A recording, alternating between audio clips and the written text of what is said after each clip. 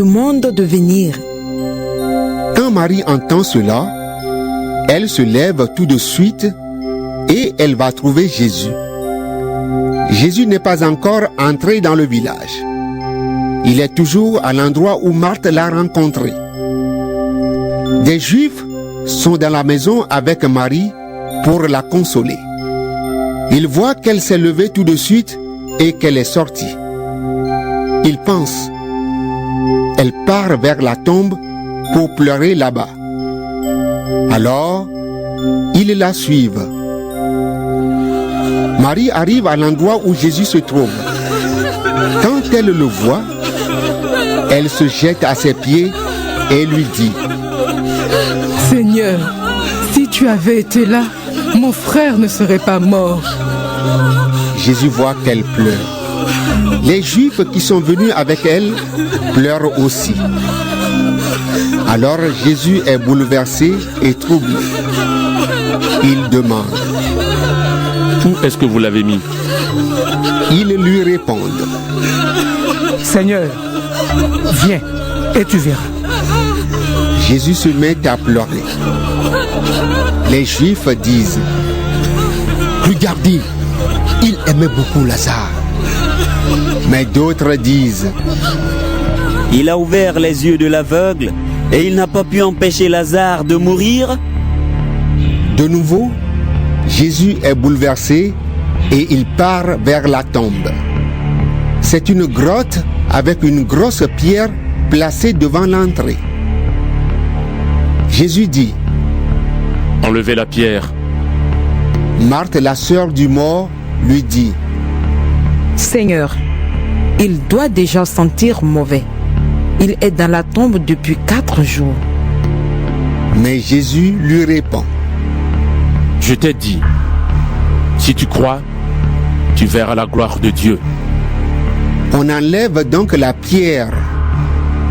Jésus lève les yeux vers le ciel et il dit: Père, je te dis merci parce que tu m'as écouté.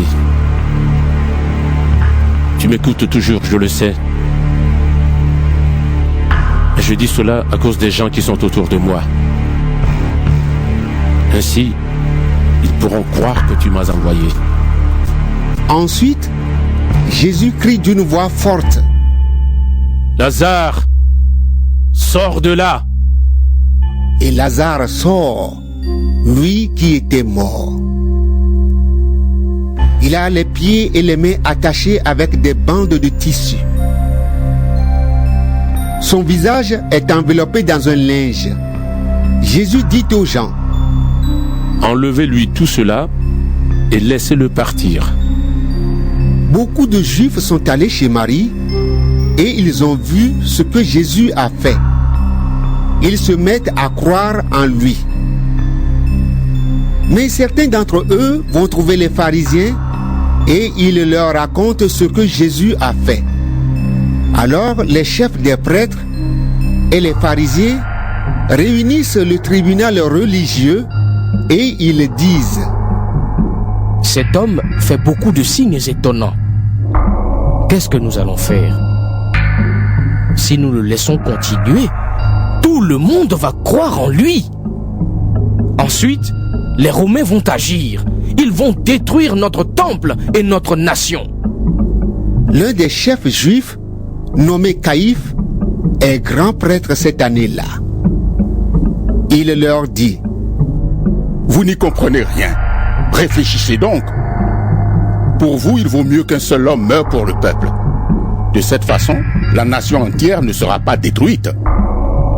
Les paroles de Caïphe ne viennent pas de lui-même. En effet, cette année-là, c'est lui qui est grand prêtre et il parle comme un prophète. Il annonce que Jésus doit mourir pour la nation juive. Il doit mourir non seulement pour cette nation, mais aussi pour rassembler en un seul peuple les enfants de Dieu qui sont de tous les côtés. À partir de ce jour-là, les chefs décident de faire mourir Jésus. C'est pourquoi ils cessent d'aller et venir en public parmi le peuple. Mais il s'en va près du désert, dans un village appelé Éphraïm, et il reste là avec ses disciples. C'est bientôt la fête juive de la Pâque. Beaucoup de gens quittent leur région et ils vont à Jérusalem avant la fête pour se rendre purs. Ils sont dans le temple et ils cherchent Jésus. Ils se disent les uns aux autres: Qu'est-ce que vous en pensez? Jésus ne viendra sûrement pas à la fête. Les chefs des prêtres et les pharisiens ont donné cet ordre: si quelqu'un sait où se trouve Jésus, il doit venir le dire. Alors, on arrêtera Jésus.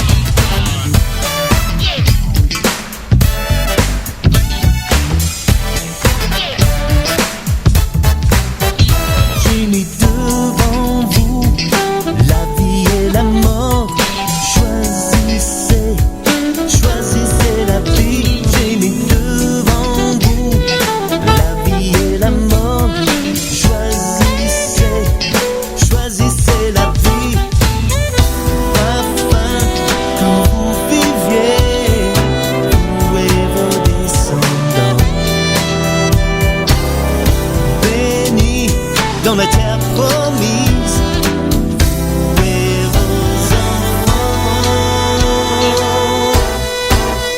J'ai mis devant vous la vie et la mort. Choisissez, choisissez la vie. J'ai mis devant vous la vie et la mort. Choisissez, choisissez la vie. Afin que vous viviez, vous et vos descendants. Bénis dans la terre promise, vous et vos enfants.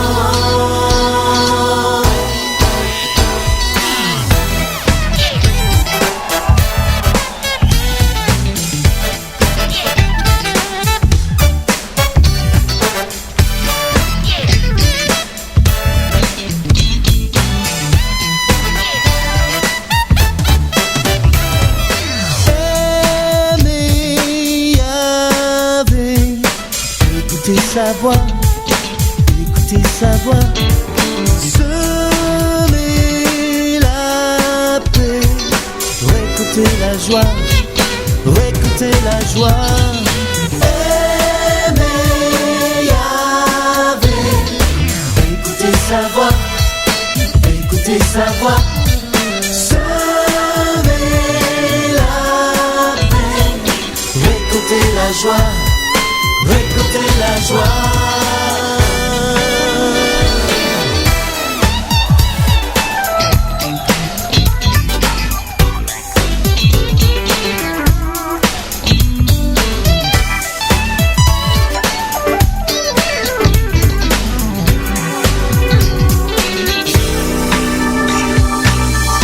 Afin que vous viviez, vous et vos descendants.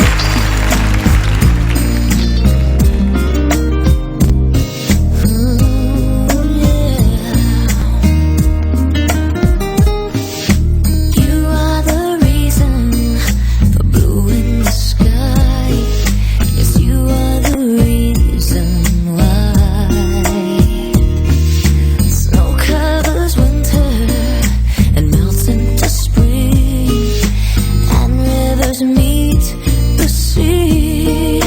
God is here for you, and you were made for Him. He'll give you more of everything, 'cause He has always loved you. His promises are true, so true.